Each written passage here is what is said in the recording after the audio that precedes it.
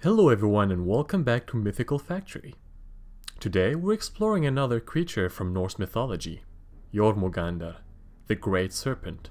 In Norse mythology, Jörmungandr was also known as Midgardsormr or Midgard Serpent, because he was so huge that his entire body encircled Midgard. He was the progeny of the trickster god Loki and the giantess Angboda. His siblings were Hel, the Norse goddess of the underworld, and Fenrir, the giant terrific wolf, bound by the gods until Ragnarok. Again, like most mythical creatures and gods that I covered before from Norse mythology, Jörmungandr was first mentioned in the Prose Edda, the Old Norse work of literature written in Iceland around 1220.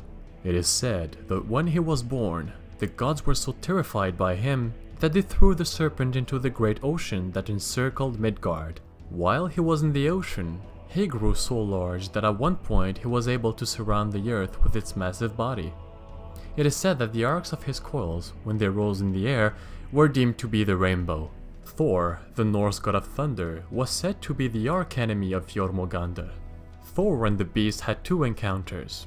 In the first one, it was said that the god of thunder went fishing with the giant Hymir, the father of the god Tyr. While they were fishing, Jörmungandr took the bait and started to come up to the surface.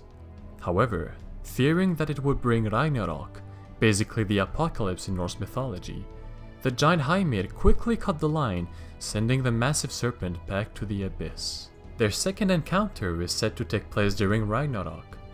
It is said that during the coming of Ragnarok, Jörmungandr will rise up out of the ocean, bringing devastation and poisoning to the earth.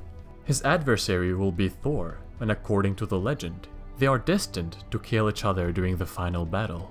Nowadays, references to Norse mythology is quite common in science fiction, fantasy literature, video games, and much more other platforms, and Jörmungandr is not an exception. He will appear in the yet-to-be-released video game God of War, based this time around on Norse mythology, where the giant serpent will interact with the heroes. That's all for today's video. Thank you very much everyone for watching, and I hope you enjoyed this video as much as I did making it. And if so, make sure to like and subscribe for even more mythology content. Thanks again for watching, and I'll see you all next time.